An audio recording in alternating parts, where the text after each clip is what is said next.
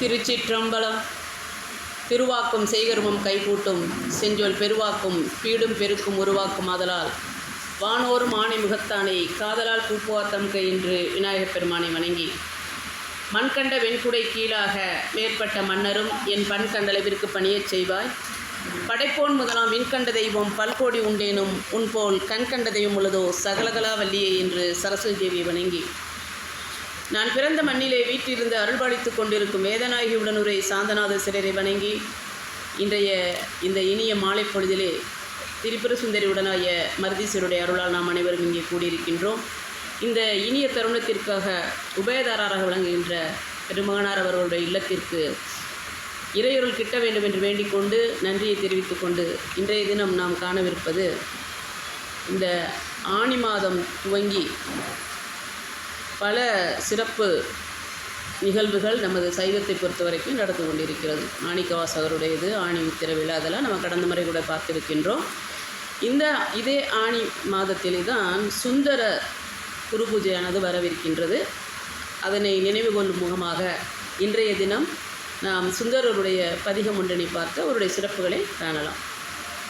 சுந்தரர் என்று சொல்லுகிற போது நமக்கு கைலாயமே முதலில் நினைவுக்கு வரும். அதனை தொடர்ந்து பார்த்தீங்க அப்படின்னா திருவாரூர் தான். ஏன்னா திருவாரூரில் தான் இறைவன் சுந்தரருக்காக அடியார் அனைவரையும் வணங்க வேண்டும் என்ற ஒரு ஆணையின் கீழ் நமக்கு திருத்தொண்டர் தொகை கிடைத்தது. அதாவது பெரிய புராணம் கிடைப்பதற்கு ஒரு முதல் நூலாக விளங்கிய திருத்தொண்டர் தொகையானது சுந்தரரால் நமக்கு கிடைக்கப்பெற்ற ஒன்று.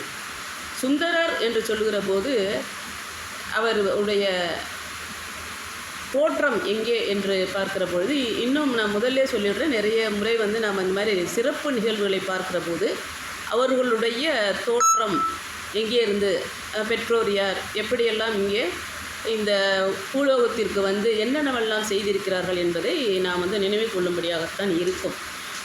அது ஏன் நான் சொல்கிறேன் அப்படின்னா, நான் சொன்னாலும் சரி, யார் தொடர்ந்து நாம் அவங்களே பற்றியே பார்க்குறதுனால எல்லோருக்கும் தெரிந்த செய்தியாகத்தான் இருக்கும். சுந்தரர் எங்கேருந்து வந்தார், அவர் ஏன் பூலோகம் வந்தார், பூலோகத்திற்கு என்னென்னவெல்லாம் அவர் இறையருளால் கிடைக்க பெற்றார் அப்படிங்கிறதெல்லாம் நமக்கு எல்லோருமே காணக்கூடிய ஒன்று தான் அதிகப்படியாக. இருந்தாலும் நமக்கு சிறப்பு என்று சொல்லுகிற போது அதைத்தான் துவக்கமாக வைத்துக் கொள்ளும்படியாக இருக்கிறது. அந்த வகையில் பார்க்கிற போது சுந்தரர் அணுக்க தொண்டராக இருந்தவர் இல்லையா? இறைவனுக்கு அணுக்க தொண்டர். தொண்டர் என்று சொல்லுகிற போது நமக்கு 63 தான் ஞாபகத்தில் வருவார்கள். 63 ஒருவராகவும் 3 முதலிகளில் ஒருவராகவும் இருக்கக்கூடியவர், 4 ஒருவராகவும் இருக்கக்கூடியவர் சுந்தரர். மாணிக்க வாசகரை தவிர மற்ற எல்லாமே இந்த 3க்கும் பொருந்தக்கூடிய ஒன்று. அந்த வகையில் சுந்தரரும் 3 முதலிகள் ஒருவராக காணப்பட்டாலும் இந்த 63 வரிசையில் பார்க்கிற போது தொண்டர்களுடைய புராணம் தான் நமக்கு பெரிய புராணம் என்று சொல்லுகிறோம் இல்லையா? ஆனால் என்ன தொண்டர் அப்படிங்கிறப்போ இவருக்கு ஏன் வன் தொண்டர் என்றோ அல்லது அணுக்க தொண்டர் என்றோ ஏன் பெயர் வருகிறது என்று சொன்னால், வன் தொண்டர் என்பது பூலோகத்திற்கு வந்த பிறகு இறைவன் ஆட்கொள்ளுகிற சமயத்திலே இவர் அவரோடு வழக்காடுகிற போது இறைவன் மீது அவர் ஒரு வெறுப்பின் காரணமாக, வெறுப்பினா திருமணம் செய்ய போக யாராவது தடுத்தாக்க யாருக்கு கோபம் தானே வரும். அதற்கான காரணங்கள் நமக்கு நன்றாகவே தெரியும். ஆனாலும் கூட அந்த சமயத்தில் தான் இறைவனோடு வழக்காடியதில் வன் தொண்டர் என்று சொல்லுகிறோம். இறைவன் என்று தெரிந்து கூட அவர் வழக்காடி இருக்கிறார் என்று கூட நம்ம சொல்லலாம். நக்கீரர் போல கிடையாது. இவர் நிறைய இடங்களில் இறைவனுடைய அருளை பெற்றுக்கொண்டே வரிசையாக வருகிற பொழுது ஆட்கொள்கிற போது அவர் அந்த மாதிரியான வன் தொண்டர் என் பெயரை பெறுகிறார். ஆனால் அணுக்க தொண்டர் என்று நாம் ஏன் சொல்கிறோம் அப்படின்னா, அணுக்கம் என்றால் அருகில் என்று அர்த்தம், நெருங்கி என்று அர்த்தம், பிரியாது அப்படின்ற ஒரு பொருள் வரக்கூடியதான் அணுக்க தொண்டர். அந்த வகையில் அவர் என்ன செய்திருக்கிறார் என்ற அணுக்க தொண்டராக எப்படி சுந்தரர் இருந்திருக்கிறார்? கைலாயத்திலே இறைவனுக்கு மலர்களை பறித்து அவருடைய திருவடியில் கைங்கரியம் செய்யக்கூடிய தொண்டராக. அப்போ திருவடியில் சூட்டக்கூடியனா நெருக்கமாக இருக்கக்கூடியவர் தான் அருகில் செல்ல முடியும். ஏன்னா சிவனை பொறுத்த வரைக்கும் நம்ம எளிமையானவர், இறங்கி வருவார், அடியவருக்கு அடியவர் என்றெல்லாம் நம்ம சொல்லிக்கிட்டு தான் இருக்கோம்.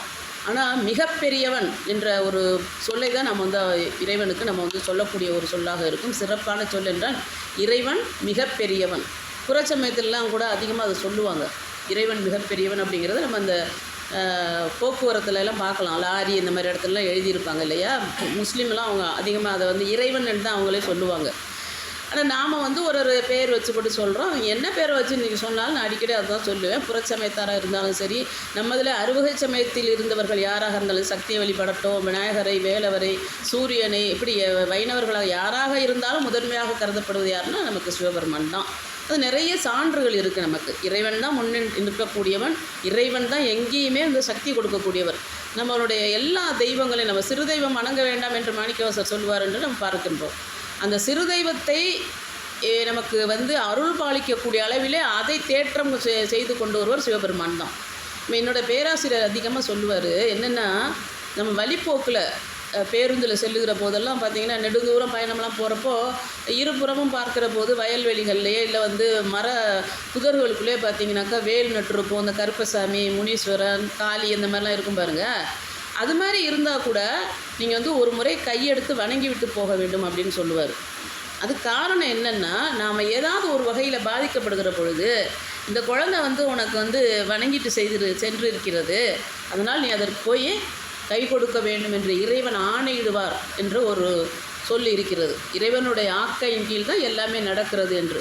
அந்த வகையில் மிகப்பெரியவனாக, வற்றா இருப்பாக, சேர்ந்தறியா கரத்தினனாக இருக்கக்கூடிய சிவபெருமானுக்கே அருகில் சென்று தொண்டு செய்கிறார் என்றால் அவர் எவ்வளோ ஒரு பெரிய அடியாராக தான் நம்ம கருத வேண்டும் இல்லையா? சுந்தரரை பொறுத்த வரைக்கும் சுந்தரர் என்று ஏன் அவருக்கு பெயர் வந்தது என்று சொன்னால், இறைவன் எப்பொழுதுமே நம்ம இறைவனை வந்து 64 மூர்த்தங்களிலுமே ஒரு விதமான தோற்றத்தை கண்டாலும் கூட, சிவபெருமான் என்று சொன்னாலே கங்கை தரித்த முடியும், பிறைச்சந்திரனையும் நிலவினை சூடியிருப்பவர், இப்படியெல்லாம் ஒரு வித்தியாசமான தோற்றத்தில் காணக்கூடியவர் தான் சிவபெருமான். ஏன்னா சடாமுடி என்பது இறைவனுக்கு மட்டுமே உரியது. அதில் நிலவை வைத்திருப்பது, மதியை வைத்திருப்பது அவருக்கு மட்டுமே உரியது. சந்திரசூடன், சந்திர மௌலீஸ்வரர் என்ற பெயரெல்லாம் அவருக்கு மட்டுமே இருக்கும். அது வந்து அவருடைய சிறப்புக்கான தோற்றம். அப்படி இருக்கின்றவர் அதிகப்படியாக நள்ளிரவில் நட்டம் பயின்றாடும் நாதனே அப்படின்னு சொல்கிறோம் பாருங்கள். அப்போ இடுகாட்டில் இருக்கக்கூடிய அளவில் இருக்கின்ற லிங்க திருமேனியோடு நமக்கு காட்சி தருகின்ற இறைவன் இடுகாட்டில் இருக்கின்ற பொழுது இப்படியான அலங்கார தோற்றத்தில் அவர் இருக்க மாட்டார். நமக்கு நன்றாகவே தெரியும் இல்லையா? கபாலி என்ற பெயரோடு கபாலங்களை மாலையாக சூட்டி கொண்டு நடனமாடுவது அவருடைய இறுதி காலத்தில் நம்ம அவர் போய் அடைகிற பொழுது இடுகாட்டில் அப்படி தான் ஒரு தோற்றமாக இருக்கும் என்றும், சிவபெருமான் வந்து கால பைரவராக இருக்கிற போதும் கூட கபாலியாகத்தான் நமக்கு தோற்றுவார். இன்னும் சொல்லப்போனால் நமக்கு அச்சம் கொடுக்கக்கூடிய தோற்றத்தில் இருந்தாலும் கூட அவர் அரவணைக்கக்கூடியவர் என்பதை நாம் உணர்ந்து கொள்ளலாம். அந்த வகையில் பார்க்கிற போது இறைவன் எப்பொழுது அலங்காரமாக தோன்றி இருக்கிறார் ஒரு முறை என்று சொன்னால், சாதாரணமாக நமக்கு வந்து என்ன சொல்லுவாங்க, மீனாட்சி திருமணத்தின் போது இப்படி சடாமுடியோடும் முண்டமாலையோடும் வருகின்ற பொழுது மணமக்கள் சார்ந்தவர்கள் எல்லோருமே, மணமகளை சார்ந்தவர்கள் எல்லோருமே ஏதேனும் கேலி செய்யக்கூடும் என்றும், மேலும் வந்து இறைவன் எல்லாவற்றிற்கும் அழகானவன், பேர் அருளாளன் மட்டுமல்ல பேர் அழகானவன் என்பதை காட்டும்போது தான் சுந்தரேஸ்வர் என்ற பெயரோடு அவர் காட்சி தருகிறார். மீனாட்சி சுந்தரேஸ்வரராக வந்து திருமணம் செய்துள்ளார். திருமண காட்சியின் போது இறைவன் வந்து ஜடாமுடியோ நாகம் அணிந்து கொண்டு அந்த தோற்றத்தில் பார்க்க முடியாது. முண்டமாலை அணிந்து கொண்டு அந்த தோற்றத்தில் இருக்க மாட்டார் இல்லையா? அழகார ரூபமாக சுந்தரேஸ்வரர் என்ற பெயரோடு தான் மீனாட்சி அம்மையோடு அவர் திருமணம் நடக்கின்ற வைபவத்தை வந்து நம்ம வந்து புராணத்தில் நம்ம காணுகின்றோம். அந்தபடி இருக்கின்ற அது மாதிரி தோற்றத்தில் இருக்கின்ற இறைவன் ஒரு முறை கைலாயத்தில் இருக்கும்போது அந்த அலங்கார ரூபத்திலே தன்னை அலங்கரித்து கொண்டு அமர்ந்திருக்கிறார். அப்படி அமர்ந்தவர் அவருடைய பிரதிபிம்பமானது எதிரே தெரிகிற பொழுது அந்த தெரிகின்ற பிம்பம் எப்படி தெரியுது அப்படின்னாக்கா, ஒரு கண்ணாடியில் பார்க்குற பொழுது எப்படி தெரியும் இல்லையா? கண்ணாடி பார்த்தா தெரியும் இல்லையா நம்மளோட உருவம், அது போல தெரிகிற போது இவ்வளவு அழகான நம்மளுடைய பிரதிபலிப்பு தான் அங்கே தெரிகிறது என்று உணர்ந்த இறைவன், அறிந்த இறைவன், அவருக்கு யாரும் அறிவிக்க வேண்டியதில்லை, பேரறிவாளன் இல்லையா? அவருக்கு அறிவிக்க வேண்டியதில்லை. இருந்தாலும் அதை கண்ணுற்ற இறைவன் என்ன பண்ணுறார், சுந்தரா வா என்று அழைக்கின்றார் அந்த பிரதிபிம்பத்தை. அந்த இறைவனுடைய பிம்பம்தான், அவருடைய ஒளிதான் வந்து மீண்டு வந்து சுந்தரர் என்ற பெயரோடு இங்கே நமக்கு வந்து பூலோகத்தில் வந்து பல இறைவனை பற்றிய பல செய்திகளை நமக்கு அறிவித்துவிட்டு மீண்டும் இறைவனோடு கலந்து விடுகிறார் என்று அவர் திருச்சரிதம் சொல்லுகிறது. ஆக சுந்தரா என்ற பெயரே இறைவனால் அழைக்கப்பட்டது. சுந்தரர் என்றால் இறைவன் தான் என்றது வேற்று கருத்து கிடையாது.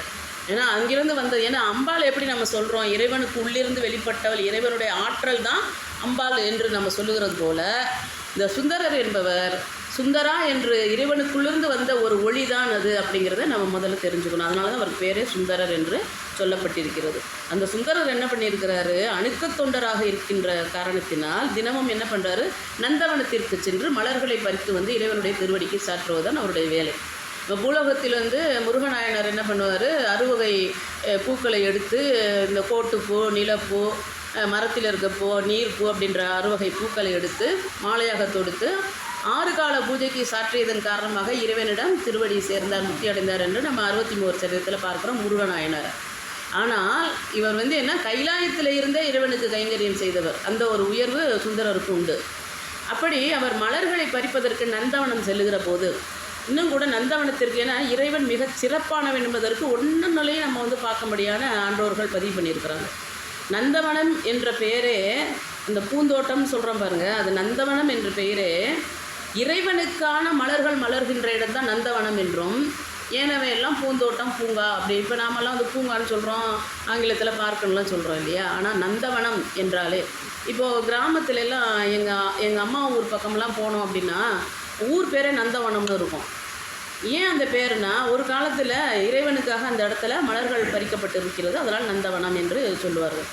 ஆக அந்த மாதிரியாக இருக்கின்ற கைலாயத்தில் இருக்கின்ற நந்தவனத்திலே மலர்களை பறிப்பதற்காக செல்லுகிற பொழுது, அங்கே இவர் எப்படி அணுக்கத் தொண்டர் இறைவனுக்கோ அதே போல் உமையம்மைக்கு அணுக்கத் தொண்டர்களாக, அணிக்கி என்று சொல்லக்கூடிய பெண்பால் என்பதனால் அணிக்கி என்று சொல்லுவார்கள். அந்த வகையிலே வந்து 2 பெண்கள், தமிழினி, அணிந்திதை என்ற 2 பெண்கள் அம்பாளுக்கு மலர்களை பறித்து சாற்றக்கூடிய கைங்கரியத்தை செய்து கொண்டிருக்கிறார்கள்.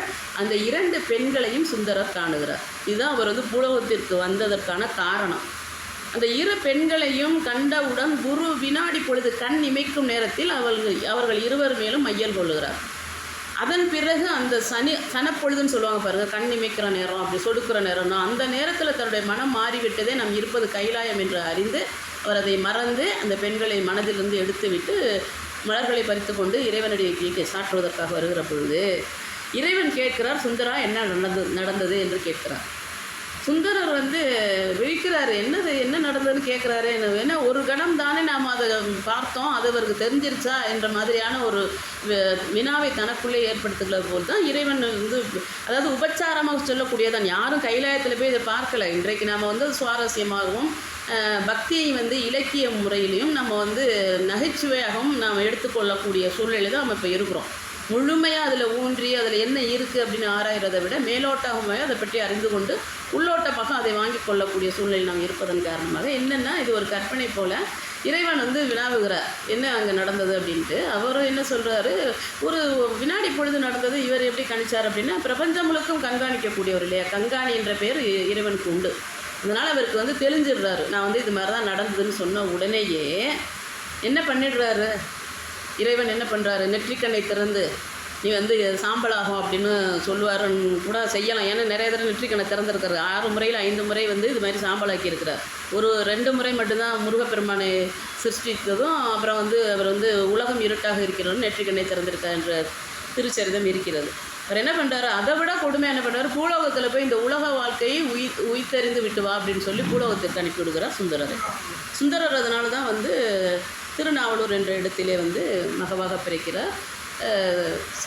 சடையனார் இசைஞானியார் என்பதற்கு மகவாக பிறந்து 3 வயது வரைக்கும் அவர் அங்கேயே வளர்கிறார். வளர்ந்த பிறகு என்ன ஆகிறது அப்படின்னாக்கா, அதன் வழியாக சென்ற குறுநில மன்னரான நரசிங்க முடையரையருடைய கண்ணில் பட்டு அவருடைய அழகிலே வந்து சுந்தரர், ஏன்னா பேரே சுந்தரர், ஏன்னா இறைவனுடைய பிம்பமாக விளங்குவதனால் அந்த சுந்தரர் என்ற அந்த குழந்தையை வந்து அவங்க இங்கே வந்து பிறப்பு எடுக்கிற பொழுது நம்பி ஆரூரன் என்று, ஏன்னா ஆரூரே அவங்க முதன்மையாக பூங்கோயில் என்று சொல்லக்கூடிய திருவாரூரை வந்து முதன்மையாக தியாகராச பெருமானை வணங்கியதால் அவங்க நம்பி ஆரூரன் என்ற பெயரோடு அவர் வளர்க்கப்படுகிறார்.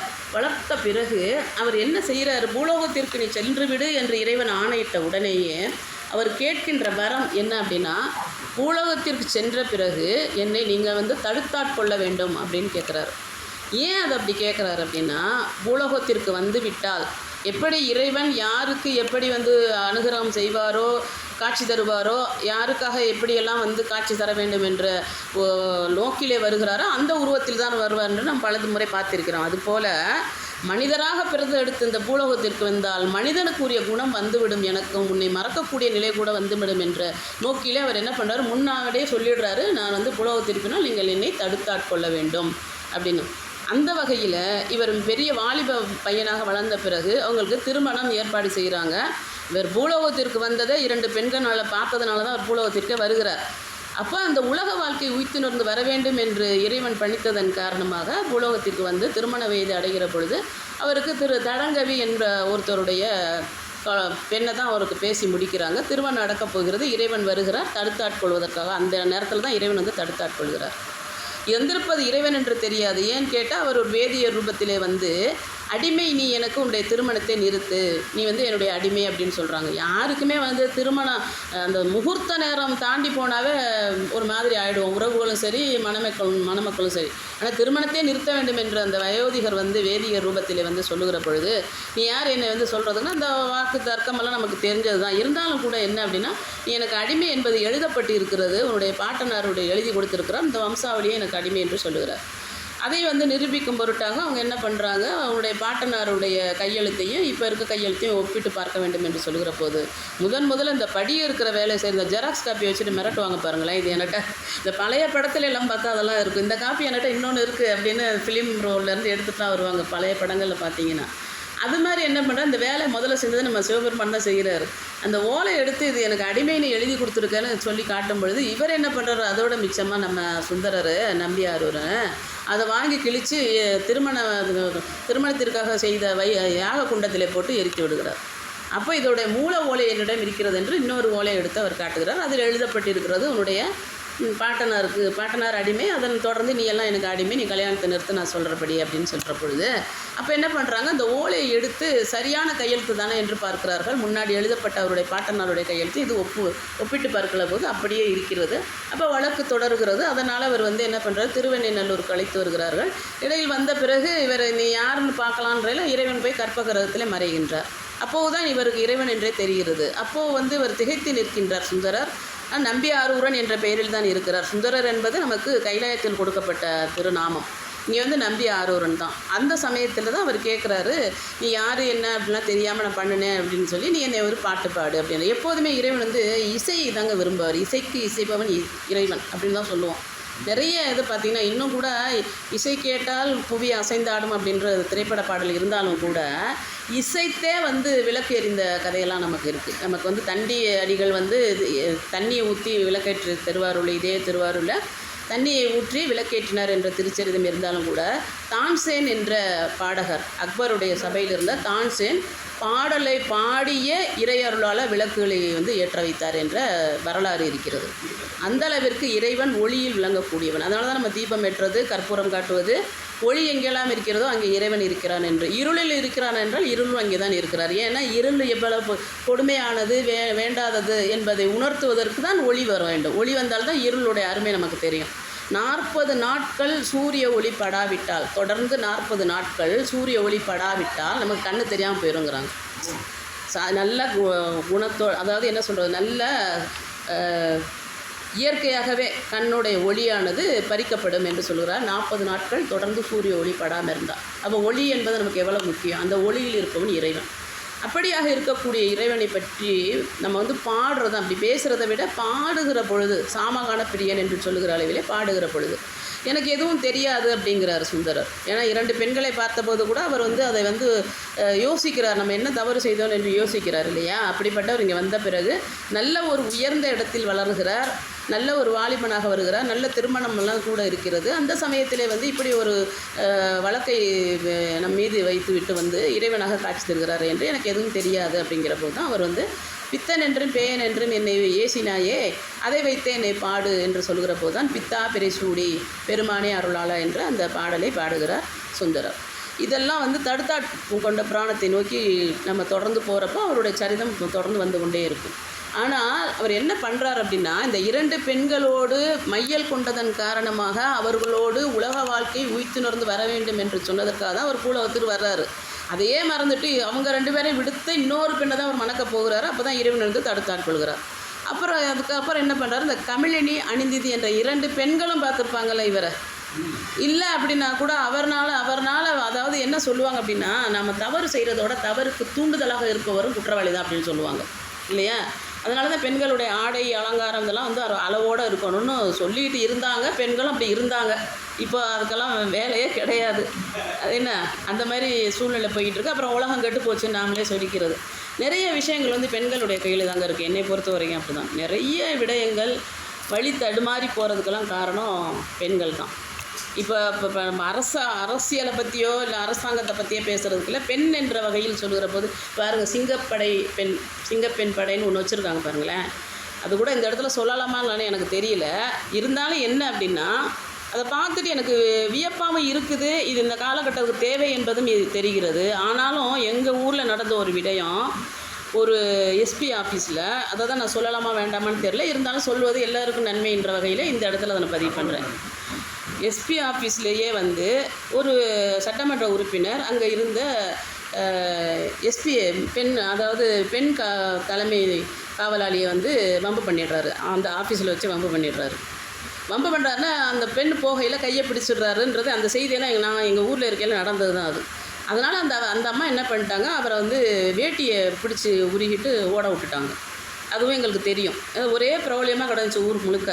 ஆனால் கடைசியில் என்ன நடந்தது தெரியுங்களா? பெரிய ஒரு குளம் இருக்கும் எங்கள் ஊர் நடுவில் 4 கிலோமீட்டர் சுற்றளவில் உள்ள ஒரு குளம் இருக்கும்.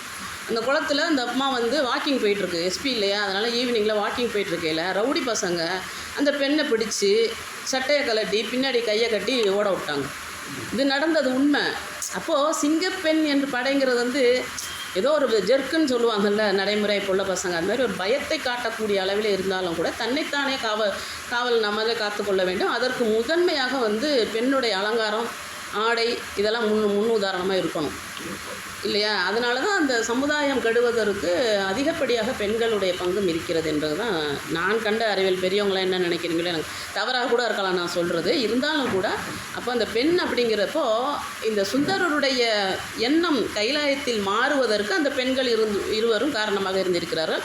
அதன் காரணமாக அவங்க 2 பேருமே பூலோகத்திற்கு அவங்களும் வர்றாங்க.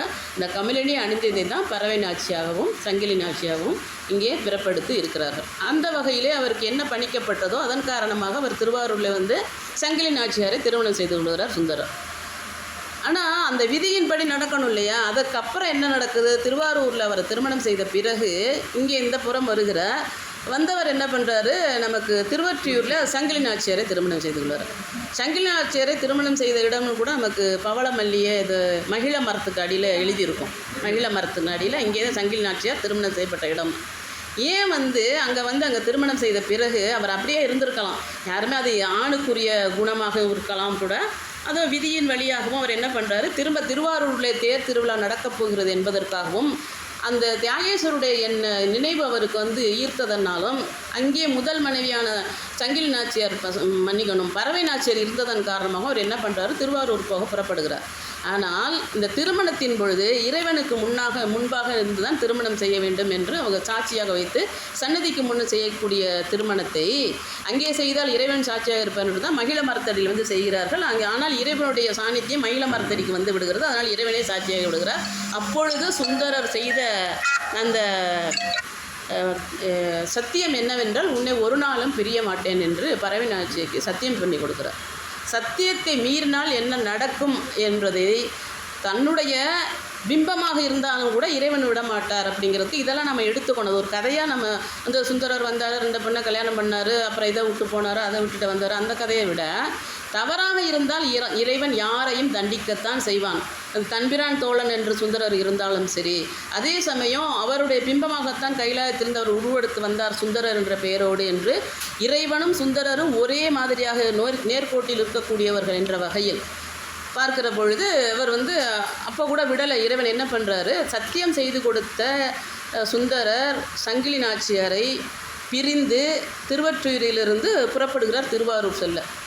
உன்னை பிரிய மாட்டேன்னு சொல்லிட்டார் இல்லையா? அது தேர் திருவிழாவாக இருக்கட்டும், முதல் மணியை காணக்கூடிய காரணமாக இருக்கட்டும், ஆனால் நான் பிரிய மாட்டேன் என்று சொல்லி திருவொற்றியூரிலே அவர் அந்த எல்லையை விட்டு கால் வைக்கிற பொழுது 2 கண்களும் தெரியாமல் போய்விடுகிறார். அவன் தவறு செய்தால் இறைவன் தண்டிப்பார் என்று இந்த மாதிரியெல்லாம் வந்து சமுதாயத்தில் மனம் மாறியோ ஆணோ பெண்ணோ நடந்தாலும் இப்படியெல்லாம் குற்றங்கள் நடக்கிற போது இந்த மாதிரி தண்டிக்கப்படுவார்கள் என்பதை நாம் எடுத்துக்கொள்ளலாம்.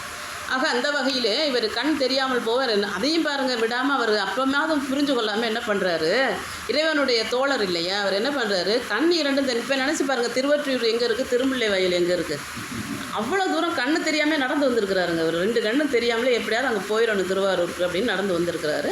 திருமுல்லை வாயில் இறைவன் வந்து ஊன்றுகோல் ஒன்று கொடுக்குறார். ஏன்னா அவர் என்னதான் இருந்தாலும் மன்னிப்பார் அப்படிங்கிறதும் தன்னுடைய குழந்தையை கைவிட மாட்டார் என்பதையும் நம்ம இந்த இடத்துல எடுத்துக்கொள்ளலாம். அந்த வகையில் ஊன்றுகோலை வாங்கி கொண்டு ஊன்றுகோலினுடைய உதவியினாலே அவர் என்ன பண்ணுறாரு அப்படின்னா வந்து நமக்கு காஞ்சிபுரம் செல்லுகிறார்.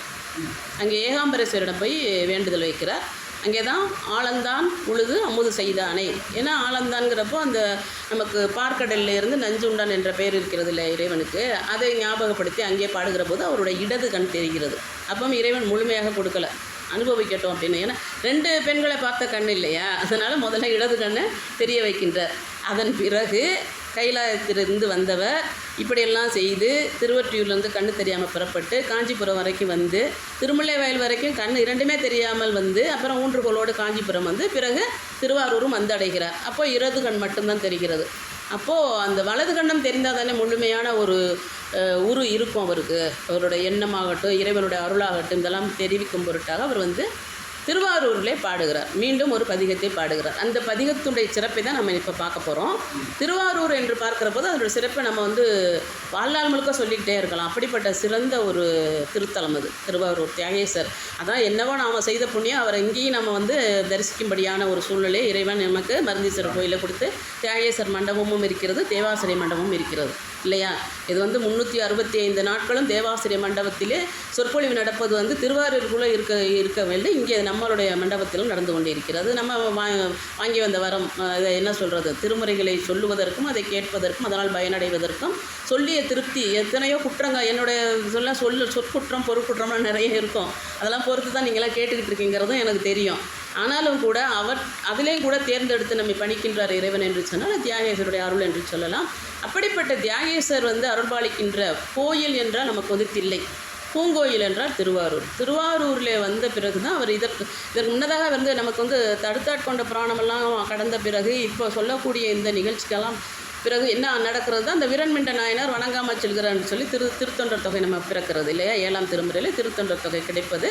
விரண்மிண்ட நாயர் வந்து திருவாரூரில் அவரை கண்ட பிறகு நம்மை வணங்காமல் செல்கிறார். யார் இவர் என்று கேட்க சுந்தரர் வந்து தேவாசிரிய மண்டபத்தில் இருந்த அடியார்களை பார்த்து வணக்கம் சொல்லாமல் செல்கிறார் என்று விரண்மிண்ட நாயனாருக்கு மட்டும் பின்னாளில் நாயனார் வரிசையில் அவர் சொல்லப்படுகிறார். விரண்மிண்டர் என்ற சிவனடியார் என்ன சொல்கிறார் அப்படின்னா, யார் இவர் நம்மளை பார்த்து வணங்காமல் போகிறார் என்று சொன்னால் இவர் வந்து இறைவனுக்கு வேண்டப்பட்டவர் என்கிற பொழுது தான் அவர் என்ன சொல்கிறார், நமக்கு நாம மட்டும் என்ன இறைவனுக்கு வேண்டப்படாதவங்களா, அப்போது வேண்டப்பட்டவர்களுக்கு இறைவனுக்கு வேண்டப்பட்டவர்களாகிய நம்மை வணங்காமல் செல்கிற இவரை நான் தள்ளி வைக்கிறேன், அவருக்கு உதவியாக இருக்கின்ற தோழராக ஏற்றுக்கொண்ட இறைவனையும் புறகு என்று தள்ளி வைக்கிறேன் என்று சொல்கிறார். அந்த இதெல்லாம் வந்து சிறப்பாகவும், ஏன்னா அந்த நம்ம எப்பொழுதுமே என்ன நினைக்கணும் அப்படின்னா, ஒரு வேண்டாத நிகழ்வு நம்ம வாழ்க்கையில் நடக்குதுன்னா அது ஒரு நன்மைக்கு என்று நினைத்து கொள்வதை வந்து இப்படியான காரணங்களை தான் நம்ம புரிந்து கொள்ள முடியும். எப்படின்னா இவர் வந்து யார், விரண்மண்ட நாயனார் சுந்தரரையோ அல்லது இறைவனையோ புறகு என்று தள்ளி வைக்கவில்லை என்றால் 63 சரிதம் நமக்கு கிடைத்திருக்க வாய்ப்பே கிடையாது இல்லையா. அப்போ அவர் தள்ளுனது சரியா, அவ்வளவு துணிச்சலாக விரண்மிண்டருக்கு அப்படின்னு கேட்டால் சுந்தரருக்கு எப்படி உரிமையோ விரண்மிண்டர் அந்த உரிமையில் தான் சொல்கிறார். இப்படிப்பட்டவரை நான் மட்டும் படம் வேண்டாதவன நம்ம நட்புக்குள்ளே அப்படி தானே சொல்லுவோம். என்ன அப்போ நான் என்ன இந்த இதில் தான் அந்த கல்யாண இதில் தான் அதெல்லாம் நடந்து நான் பார்த்துருக்கேன். என் பேர் போடலை, எனக்கு பத்திரிக்கை வைக்கலை, நான் அவனோட குறைச்சா, நீ எப்படி என் கூட வந்து உறவு வச்சுக்கிட்ட, அவனோட உறவு வச்சுக்கிட்ட, என்கிட்ட வச்சுக்காத, எனக்கு வேண்டாதவனா உனக்கும் வேண்டாதவன் தான். இந்த இதெல்லாம் மனிதர்களுக்குள்ளே நடக்கக்கூடியது அங்கேயும் நடந்திருக்குது. அதே போல் அவர் சொல்கிறாரு. அப்படி இருக்கின்ற பொழுது இவர் வந்து என்ன பண்ணுறார் அப்படின்னா, திருவாரூருக்கு வந்து அந்த வலது கண் கிடைக்க வேண்டும் என்பதற்காக இறைவனை பார்த்து பதிகம் பாடுகிறார். அப்படி பாடுகின்ற பதிகத்திலே எடுக்கவுமே என்ன சொல்கிறாருன்னா, இதற்கு முன்னாடியே வந்து இறைவன் சங்கிலி பறவை நாச்சியருக்காக குண்டையூர் கிழவர் என்பவர் என்பது சுந்தரருக்கு வருடம் நெல்மணிகளை கொடுப்பார். அந்த நெல்மணிகள் குவிந்து இருக்கிறது, அது மழை கொட்டுகிறது, நேரம் தவறி போகிறது, அதை எடுத்துக்கொண்டு செல்வதற்கு ஆள் இல்லையே, அதை எடுத்துக்கொண்டு வர வேண்டும். திருக்கோளிலி என்ற இடத்துல நம்ம முன்னாடி அந்த பதிகம்லாம் பார்த்துருக்கோம். அங்கே ஒரு பதிகத்தை பாடுறாரு. அப்புறம் குண்டையூர் கிழவனுடைய நெல்மணிகள் யாவும் திருவாரூருக்கு செல்கிறது என்று. மீளா அடிமை அப்படிங்கிறத இந்த இடத்துல பாடுறாரு. அந்த நெல்மணிகளை கொண்டு வந்ததுக்காக நீல நினைந்து அப்படின்னு துவங்குவார் அந்த பதிகத்தில். நீல நினைந்து அப்படின்னா வெகு நேரம் ஆழமாக உற்று உணர்ந்து நம்ம வந்து இறைவனுக்கு நாம் இருக்கிறத, நம்ம சரீரம் இருக்கிறத நமக்கு தெரியக்கூடாதுங்க. தொடர்ந்து அதுதான் சொல்கிறேன்ல, நம்மளுடைய சரீரம், நம்மளுடைய இந்த உடலானது இருப்பதே அறியாத அளவிற்கு நமக்கு வந்து மனம் ஒன்றி நம்ம இறைவனை வணங்கணும். அதான் நீல நினைந்து அப்படின்னு அர்த்தம். நம்ம பூஜை பண்ணுறதுக்கு 1/2 மணி நேரம் வச்சுருப்போம். அதுக்கு என்னென்னா, இந்த இப்போ ஊடகத்தில் நான் பேசுகிறப்பெல்லாம் இப்போல்லாம் சினிமாவை தான் அதிகமாக பேசுவேன்னு சொல்லுவாங்க வெளியில். நான் அது மாதிரி தான் பேசுகிறவ. அதாவது ஆன்மீக செய்திகள் சினிமாவில் இருக்குன்னா அதில் பொறுத்தரக்கூடிய வழக்கம் வந்து என் பேராசிரியர் எனக்கு பழகி கொடுத்துட்டாரு. ஆனால் இப்போ நான் அதிகமாக நீங்கள் கவனிச்சிருப்பேன், நான் ஊடகத்தை நான் சொல்லிக்கிட்டே இருப்பேன். ஏன்னா அதிகமாக அதை நான் பார்க்குறதுனால, எல்லோரும் பார்க்குறதுனால. ஊடகத்தில் இப்போ என்னென்னா, விளக்கு விடுறது, திரி போடுறது, எங்கள் வீட்டில் இத்தனை மணிக்கு எழுந்திருச்சேன், இதை செஞ்சேன், அது ஒரு 1/2 மணி நேரம் அந்த வியூவர்ஸை எடுத்துடுறாங்க. அதில் அது வந்து என்ன அப்படின்னா, பொதுவாக என்ன சொல்லுவாங்கன்னா, சமையலறையும் பூஜை அறையும் வெளியில் இருக்கவங்களுக்கு காட்டவே கூடாது அப்படிம்பாங்க. அதில் நிறைய வந்து நமக்கு வந்து கெடுதல் நடக்க வாய்ப்பு இருக்குது. சமையலறையும் பூஜை அறையும் நம்ம வேற்றுமையான ஆட்களுக்கு நம்ம வந்து பகிர்ந்து கொள்ளக்கூடாது அப்படின்னு ஒரு சாஸ்திரம். ஆமாம், அது ப்ரைவேசியான இடம். அதனால தான் வந்து நம்ம யார் வீட்டுக்குள்ளேயும் உடனே வந்து சமையல் அறைக்கோ பூஜை அறைக்கோ போகக்கூடாது. நாமாவே ஒதுங்கிக்கணும். இது ஒரு சாஸ்திரப்படி அது மாதிரி இருக்குது. ஆனால் அது வந்து மக்கள் இப்போ நாகரிகம் கருதி ஊடகத்தில் அதெல்லாம் காட்டிகிட்டு இருக்காங்க. நான் எதுக்காக சொல்ல வரேன் அப்படின்னா, இந்த ஆடை அலங்காரத்தை விட அகத்திலே வைத்து வணங்குவதைத்தான் இறைவன் விரும்புவார் என்றது எல்லா சமயத்திலும் இருக்கிறது, எல்லா மதத்திலும் இருக்கிறது இந்த கோட்பாடு. அதை நாம் வந்து அதிகமாக எடுத்துக்கொள்வது கிடையாது. நம்ம இந்த தேர் திருவிழாலாம் நிறைய நடக்குது. இந்த கடா வெட்டு இந்த இதெல்லாம்னா சிறு தெய்வங்களுக்கு தான். எங்கேயாவது சிவன் கோயில் இதெல்லாம் நடக்குதா பார்த்துருக்கீங்களா? உற்சவம்னு பெருவிழா நடக்கும் பாருங்கள். அது எதுக்காக என்று சொன்னால், தேரிலே இறைவன் வந்து தேரோட்டத்திலே வந்து தெருவில் இருக்கின்ற கோவில்கள் அல்லது இல்லங்களில் இருப்பவர்கள் கோவிலுக்கு வர முடியாதவர்கள் காட்சி தருவதற்காக தான் தேர் என்பது தெருவிலே வருகிறது இல்லையா? வயோதிகர்கள், குழந்தைகள், நோயாளிகள் இவங்கெல்லாம் கோயிலில் போய் இந்த நெரிசலில் பார்க்க முடியாது, இறைவனை திருக்காட்சி காண முடியாது என்பதற்காக தேரிலே அமர்த்தி நமக்கு தேரோட்டம் காணப்படுகிறது. தீர்த்தவாரி என்பது கூட நீர்வாழ் உயிரினங்களுக்காக தீர்த்தவாரி நடக்கிறதுன்னு சொல்வார்கள். எந்த இடத்திலும் இறைவன் வராமல் இருக்கக்கூடாது என்பது தான் இந்த திருவிழாக்கெல்லாம் நடக்கிறது. ஆனால் நாம் பார்க்கின்ற இந்த நடைமுறையாக இருக்கின்ற இந்த காவல் தெய்வம், இஷ்ட தெய்வம், குல தெய்வத்துக்கெல்லாம் பலியிடுறது, இந்த மாதிரி இதெல்லாம் என்ன சிறு தெய்வத்துக்காக நடத்தப்படுகின்ற ஒரு நிகழ்வு. இன்னும் சொல்லப்போனால் பெருந்தெய்வமான பெருங்கடவுளான இறைவனை அடைவதற்கான படிநிலை தான் இதெல்லாம். நான் பலமுறை பதிவு பண்ணியிருக்கேன். நம்ம சிறு தெய்வம் வணங்க வேண்டாம் என்று சொல்லுகிறார்களே தவிர, அது யார் சொன்னதுன்னா மாணிக்கவாசரே சொல்லியிருக்கிறார் என்றது போகிறது. அதை நாம் ஏன் பின்பற்றாமல் இருக்குன்னா, வம்சாவளி நம்ம என்ன செய்கிறோமோ செய்து கொண்டு வருகிறோம். இன்னும் சொல்லப்போனால் குலதெய்வத்தை வணங்காவிட்டால் குற்றம் செய்யும் வீட்டில் அப்படின்னு அதையும் நம்ம நடைமுறையாக பார்த்துருக்கோம். அதனால் இறைவனை வந்து வணங்குவது என்பது பேர் அருள், அவர் பேர் ஆற்றல், பெரும் உடையார் இல்லையா? திருப்பெருந்துறையில் இருந்து ஒருத்தருக்கும் அதை என்ன சொல்லுவாங்க அப்படின்னா, நம்ம உடல் அழுக்கை போக்குவதெல்லாம் படித்துறை, உள்ள அழுக்கையும் உயிரையும் உள்ள எடுப்பதெல்லாம் வந்து திருப்பெருந்துறைன்னு சொல்லுவாங்க பாருங்கள். மாணிக்கவாசருக்கு காட்சி கொடுத்த இடங்கிறதுனால குருவாக இருந்து, ஆக அவர் ஞான வழி சென்றதுனால தான் அவருக்கு சிறு தெய்வத்தை வணங்க வேண்டாம் என்று அவர் ஞானத்தின் வழியாக இறைவனை அடைந்திருக்கிறார். அது மாணிக்கவாசருடைய வரலாற்றை நம்ம பார்க்குற போது தெரியும் எந்தெந்த இடத்துலாம். ஆனால் சுந்தரர் என்ன பண்ணுறாருன்னா, அவருக்கு தேவையானதை எல்லாம் உட்கார்ந்த இடத்துலேருந்தே கேட்குறாருங்க உரிமையோட இறைவன்கிட்ட. ஏன்னு கேட்டால் அவர் தான் அவருக்குள்ளிருந்து வந்தவர் என்ற உரிமையும் அந்த அளவுக்கு பற்றும் இருந்ததன் காரணமாக நாம் கூட இப்போ இறைவன்கிட்ட எதுனாலும் நம்ம கேட்டாலும் கேட்காட்டி இறைவன் நமக்கு செய்துக்கிட்டே தான் இருக்கிறாரு. முதல்ல ஒன்றே என்ன அப்படின்னா, கேட்டாலும் கேட்காட்டி நமக்கு செய்தா இருக்கிறது நம்ம உயிரோடு இருக்கிறோம் பாருங்கள், அதுவே இறை அருள் தானே. நம்ம செய்த கர்மாவின்படி தான் உடல் பாதிக்கப்படுகிறது. உடல் வாதனை தான் உயிரை குடிக்கின்றது. உயிர் வந்து கர்மாவை கழிப்பதற்கு உடலோடு சார்ந்திருக்கிறது. சார்ந்ததன் வண்ணம் உயிர் அப்படிங்கிறது சித்தாந்தம் சொல்லுகிறது. சார்ந்ததன் வண்ணம் உயிர் உடலோடு சார்ந்திருக்கிறது. உடலில் இருக்கின்ற நோயாக இருக்கட்டும், துன்பம், உடல் நோய் எது வந்தாலுமே எது பாதிக்கப்படுதுன்னா மனம் பாதிக்கப்படும். மனம் என்பது எங்கன்னா மனம் வேறு உள்ளம் வேறு. அதாவது இறைவன் அமர்ந்திருக்கின்ற மனசு அப்படின்னு சொல்கிறது வேறு அப்படின்றத நம்ம சொல்கிறோம். உள்ளம் என்பது தான் நமக்கு வந்து முழுமையாக சொல்லக்கூடிய. மனசு என்பது மேலோட்டமாக இருக்கக்கூடிய, எதை வேணாலும் உள்வாங்கிக்கும். உள்ளம் என்பது இறைவன் கடாவி சென்று உள்ளத்தின் அடியிலே ஆள் மனம்னு சொல்லுவோம் பாருங்கள், சப்கான்சியஸ் சித்தம் என்பது அதில் தான் வந்து இறைவனை பதிய வைக்க வேண்டும். நம்ம சிந்தனையில் பதிய வைப்பது அல்ல. சித்தத்தில் பதிவிக்க வேண்டும். இறைவனுடைய அருளை சித்தத்திலே பதிவு செய்ய வேண்டும். சிந்தனை என்பது நம்ம உலக வாழ்க்கையில் இருந்து கொண்டு சுற்றுமுற்றும் பார்ப்பது, தனியாக இருந்து சிந்திப்பது, இதை செய்யலாமா அது செய்யலாமா நல்லதா கெட்டதெல்லாம் யோசிக்கிற பாருங்க, அதுதான் சிந்தனை என்பது. சித்தம் என்பது நமக்கு அப்பாற்பட்டது. 4 வகையான கரணங்கள்னு சொல்லுவாங்க சைவ சித்தாந்தத்தில். மனம், சித்தம், புத்தி, அகங்காரம் அப்படின்னு. அந்த சித்தம் என்பது என்னென்னா இறைவனோடு ஒன்றுகிற போது தான் அது எல்லாமே பதிவடையும். இறைவன் தான் பதிவடைவதற்காக நல்வினைகளை செய்பவர்களுக்கு இறைவன் இங்கே வந்து அமருகிறான். அதனால் சித்தத்தை வந்து நம்ம தெளிவடைய வைக்க வேண்டும். சித்தமலம் நீக்கி சிவமாக்கி என்னை, சித்தமலம் நீக்கி சித்தத்தில் இருக்கின்ற மலத்தினை நீக்கி சிவமாக்கினாயே என்னை என்று மாணிக்கவாசகர் சொல்கிறார். ஆனால் சிவமாகவே ஆக முடியுமா? நாம் சிவனை எப்படிங்க ஆக முடியும்? அவர் 5 தொழில் செய்யக்கூடியவர், பிரபஞ்சத்தை கட்டி காக்கக்கூடியவர். இந்த சிறப்பெல்லாம் இருக்கிறவரோடு சேர்ந்துருந்தால் அவரை மாதிரியே நம்ம ஆயிடலாமா அப்படின்னு கேட்டால் அப்படி கிடையாது. நம்ம சாதாரண உலக வாழ்க்கையிலே பாருங்கள், இருவர் ஒன்றாக இயந்து குடும்பம் நடத்துவராக இருக்கட்டும், தம்பதியராக இருக்கட்டும், அல்லது நட்பாக இருக்கட்டும், அண்டை வீட்டாராக இருக்கட்டும், யார் இருவர் இணைந்து இருக்கிறார்களோ அவர்களோட குணாதிசயம் நமக்கு ஒட்டியும். ஏன்னா அவங்களோட குணாதிசயம் நமக்கு தெரியும். இவர் வந்து இதை சாப்பிட மாட்டார், இவர் இப்போ இதை தான் பேசுவார்னு மனைவி சொல்லுவாங்க. அதே போல் கணவர் சொல்லுவார், இவ இப்போ தான் எழுந்திருப்பா, அவளுக்கு கோபம் வரும், அப்படிலாம் அவர் சொல்லுவாங்க பாருங்கள், அன்பாக இருப்பா அப்படின்றலாம். அது ஏன் எப்படி உங்களுக்கு தெரியும்? எங்கேயோ பிறந்து எங்கேயோ வளர்ந்த இருவருக்கு எப்படி தெரியும்னா 2 பேரும் ஒன்றாவே இருக்கிறாங்க பாருங்கள். அதே போல் தான் நட்பும் அப்படி தான். 2 பேரும் ஒன்றா இருக்கிற பொழுது ஒருவருக்கு ஒருவர் இயந்து இருக்கிற பொழுது அவருடைய குணங்கள் மாறிக்கொள்ளும், ஈர்த்து கொள்ளும். அந்த வகையில் தான் சிவனை வணங்கினால் சிவமாக்கி என்னை, சித்தமலம் நீக்கி சிவமாக்கி என்கிற போது இறைவனுடைய அருள் வந்து நம்மை ஒட்டி கொள்ளும். என்னென்னா அன்பாக இருக்கிறது, கருணையாக இருக்கிறது, இரக்கம் காட்டுவது, தயாள குணத்தோடு இருப்பது, பொறுமையோடு இருப்பதெல்லாம் இருக்கிற பாருங்கள். இதெல்லாம் செய்துக்கிட்டு தான் இறைவன் இருக்கிறார். நம்ம பண்ணுற அட்டுழியத்துக்கெல்லாம் இதெல்லாம் பொறுத்துக்கிட்டு தான் இருக்கிறார் அவர். இல்லைன்னா அவருடைய பேராற்றல் வெளிப்பட்டால் இந்த உலகம் தாங்குமா, இந்த பிரபஞ்சம் தாங்குமா? அந்த அளவுக்கு தான் இறைவன் இருக்கிறார். அப்படியுமே எங்கெங்கேயோ பெருங்காற்று, ஊழி காற்று அப்படி அங்கங்கே வருது பாருங்கள். இப்போல்லாம் வந்து ஏதோ வெடித்து சிதறியது, சிவப்பு நிறமாக வானம் மாறியது அப்படின்லாம் உலகத்தில் ஒரு பகுதியில் சொல்கிறாங்க. எந்த ஊர் நான் மறந்துட்டேன்.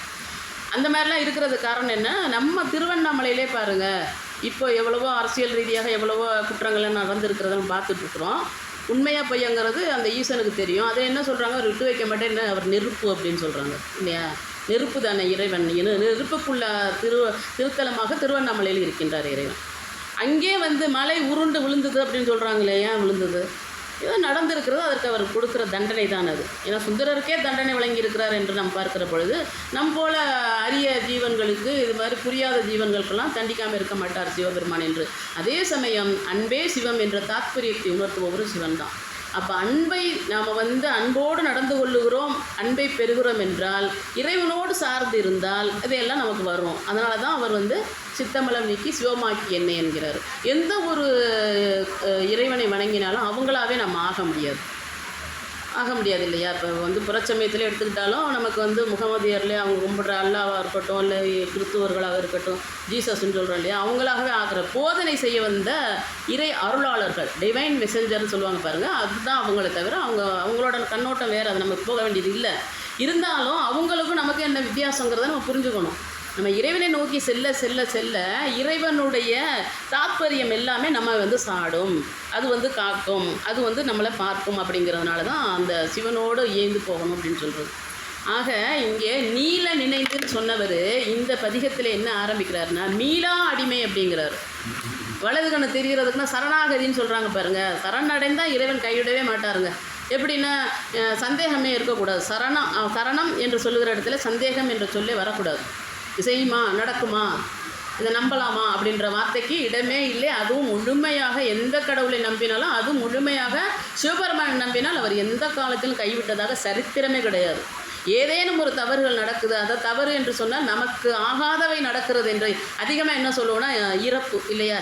நம்ம தவிர்க்க முடியாத உறவுகளை நம்ம இழந்து விட்டோம் என்றால், ஐயோ இந்த கடவுளை கும்பிட்டனே, இந்த சிவனை கும்பிட்டதுக்கு இதான் கதியா அப்படின்லாம் நம்ம கேட்போம் பாருங்கள். ஆனால் அவருடைய கணக்கு ஒரு நாளும் தப்பாது. ஒரு சரியான நேரத்தில் சரியானவங்களை எடுப்பார், சேர்ப்பார், வாழ விடுவார், பிரிப்பார். எல்லாமே அவர் செய்கிற விளையாடல் தான். அப்படி தான் நம்ம எடுத்துக்கணும். அப்படி எடுத்தால் தான் நம்ம உலகத்தில் இருக்க முடியும். ஸ்போர்ட்டிவான்னு சொல்லுவாங்களா ஆங்கிலத்தில், அது வந்து டேக் இட் ஈஸின்னு சொல்லுவாங்களா, அது மாதிரி இறைவனுக்கிட்ட ஒப்படைச்சிட்டு நம்ம பேசாமல் குழந்தை எப்படி தோளில் கிடக்குற அம்மா பார்த்துக்கோணும், அது பாட்டு தோளில் கிடக்குதோ, அவள் எப்போ பசிக்குமா பால் கொடுப்பா, எப்போ வயிற்று வலிக்குதா மருந்து கொடுப்பான்னு இருக்குமோ. அந்த குழந்தைக்கு எதுவுமே தெரியாது. நம்ம யாருன்னு தெரியாது, யார் நமக்கு இதெல்லாம் தூக்கிட்டு எடுக்கிறாங்கன்னு தெரியாது. இதுதான் நம்ம அம்மானு எப்போ தெரியும் நமக்கு? பெற்றோட நமக்கு தெரியுமா இவங்க தான் நமக்கு அம்மானு? அவங்க பால் ஊட்டுறாங்க, அது குடிக்கிறது வந்து அது கூட சித்தத்தில் பதிந்தது தான். நம்ம நல்லா யோசிக்கணும். அறிவியல் ரீதியாக குழந்தை எப்படி பால் குடிக்கிறன்னு ஒரு கேள்வி கேட்டால், சித்தத்தில் பதிந்தது. உயிர்களுக்கு சித்தத்தில் பதிந்த செயல்களில் ஒன்று பால் ஊட்டுகிற போது, தாய் பால் ஊட்டுற போது நம்ம தானாக குடிக்கிறோம் இல்லையா குழந்தையா இருக்கையில். ஆனால் என்னென்னா எதுவுமே மறக்காதுன்னு சொல்லுவோம் பாருங்கள், எதுவுமே நமக்கு மறக்காதுன்னு சொல்லுவோம். தாய் நமக்கு பால் ஊட்டியது நம்ம ஞாபகம் இருக்கா? கிடையாது. அம்மா எப்போ நமக்கு எடுத்து பால் ஊட்டினாங்க அப்படின்ற எண்ணம் சித்தத்தில் நமக்கு சிந்தனையில் வரவே வராது.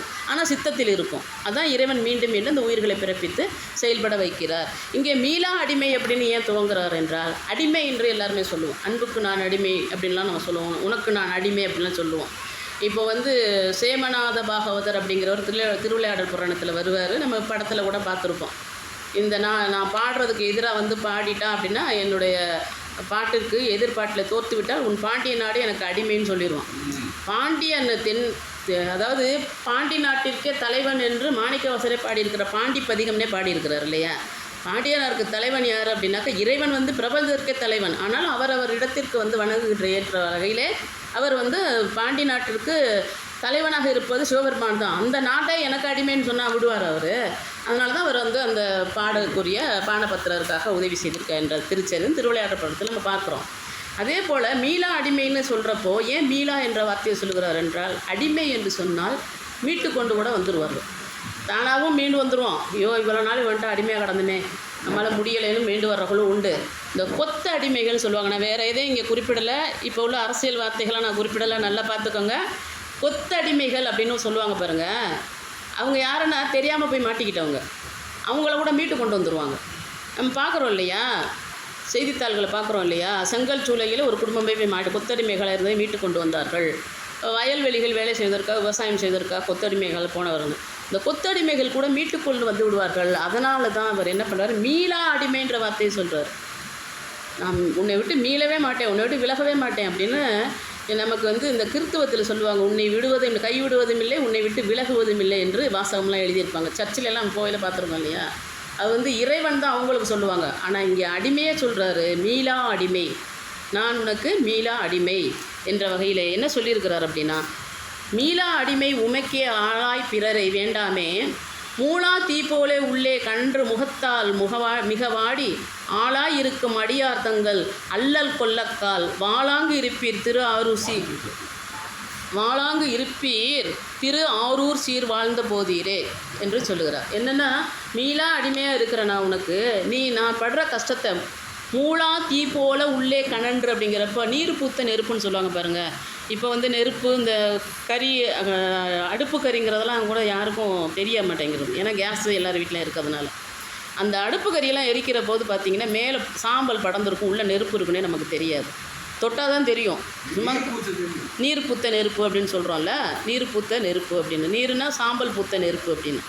அதுபோல் கணன்று உன்னுடைய முகத்தை பார்க்கும் பொருட்டாக வாடி நின்று ஆளாயிருக்கும் அடியார் தங்களை காந்து கொள்ளாமல் இருக்கின்றாயே, நீ பேசாமல் இருக்கியேப்பா திருவாரூர் கண்ணு தெரியாமல் நிற்கிறனே அப்படின்றது தான் அங்கே குறிப்பிடுறாரு. அதனால் வாழ்ந்து இருப்பீரோ திரு ஆரூர் சீர் வாழ்ந்து போதீரே, நீங்கள் பேசாமல் இருக்கீங்களே அப்படின்றத மரியாதை நிமித்தமாக சொல்லி மீளா அடிமை என்று சொல்லியிருக்கிறார்.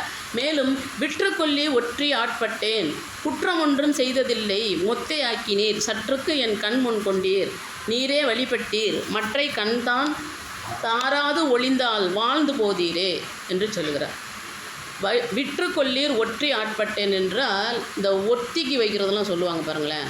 இந்த தலையை அடகு வச்சா அந்த கடனை அடைச்சிருவேன் அப்படிம்போம். அதெல்லாம் ஒரு பேச்சுக்கு சொல்கிறது தான். யாரும் தலையை அடகு வாங்க போகிறதில்ல, வைக்க போகிறதும் இல்லை. ஆனால் ஒற்றிக்கு வைப்பது அப்படின்னு ஒன்று இருக்குது. திருவொற்றியூர் கூட அது போல் பேர்காரன் இருக்குது, திருவொற்றியூருக்கு.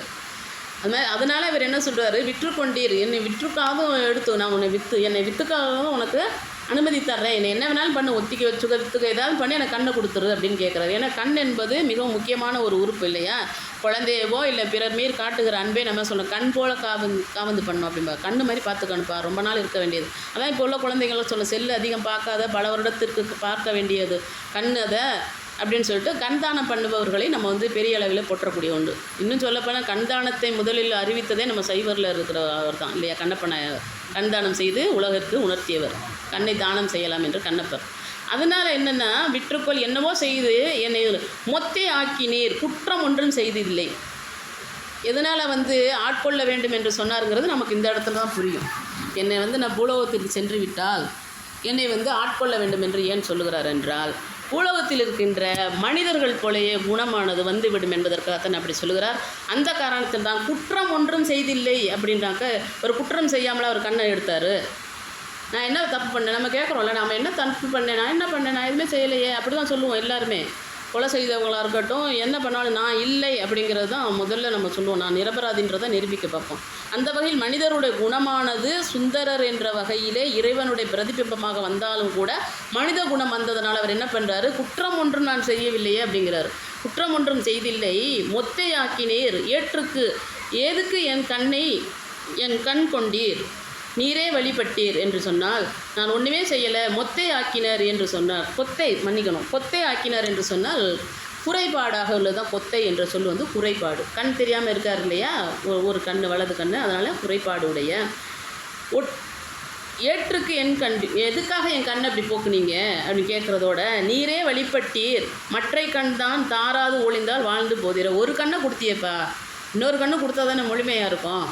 ஏன்னா அப்போ தானே இறைவனுடைய அருள் என்னன்றது உலகுக்கு தெரிய வரும். நான் இவ்வளோ கஷ்டப்படுறேனே, இப்போ நாம் என்ன செய்யணும், நம்ம ஒப்படைக்கணுங்க. நம்ம இறைவனுக்கிட்ட நீ தானேப்பா உனக்கு வந்து எனக்கு வந்து உன்னை விட்ட வேறு யாருமே இல்லை அப்படிங்கிறது. நமக்கு வந்து அம்மா அப்பா யார் இருந்தாலும் சரி, நம்ம இறுதியாக போகிறது தனியாக தானேன்னு சொல்கிறது வந்து அது வந்து அதீதமான தத்துவம், அது வேறு. ஆனால் உயிரோடு இருக்கிற வரைக்கும் யார் துணையாக இருக்கணும் அப்படின்னாக்கா, நம்ம கணவனோ மனைவியோ உற்றார் உறவினர் குழந்தைகள் எல்லோருமே நம்மளோட இயந்து இருக்க வேண்டும் என்றாலே இறையொருள் இருந்தால் தான் நடக்கும். அதுதான் நான் முதல்ல, எனக்கு பொல்ல இருக்கான், எங்கள் வீட்டுக்காரர் நல்லவர், அதெல்லாம் நமக்கு பேச்சே இல்லை. நம்ம வந்து வீட்டோடு இருப்போம், குடும்பத்தோடு இருக்கிறதே ஒரு கொடுப்பினைங்க. குடும்பத்தோடு இருப்பதே ஒரு கொடுப்பினை. அது எதனால் வரும்னா இறை அருளால் தான் கிடைக்கும். இல்லைன்னா இந்த உயிரானது வேறு எத்தனை பேரை வந்து சாலை ஓரத்தில் சாப்பாடு இல்லாமல் கிடக்கிற ஆண் பெண்களை பார்த்துருக்கோம் இல்லையா? அனாதை ஆசிரமங்கள், முதியோர் இல்லங்கள், இதெல்லாம் பார்க்குறோம். இதெல்லாம் ஏன் நடக்குதுன்னா அவங்க செய்த கர்மால் தான். அதனால் இறை அருள் இருந்தால் தான் எல்லாமே நடக்கும். அப்படி இருக்கின்ற பொழுது நீரே வழிகாட்டினீர், மற்றை கண் தான் தாராது ஒளிந்தால் வாழ்ந்து போதிரும். இன்னொரு கண்ணையும் தராமல் நீ இருக்கிறியப்பா அப்படின்றது வந்து தயையாக கேட்கணும் அவர். அப்போ தான் அவர் இறங்கி வருவார்.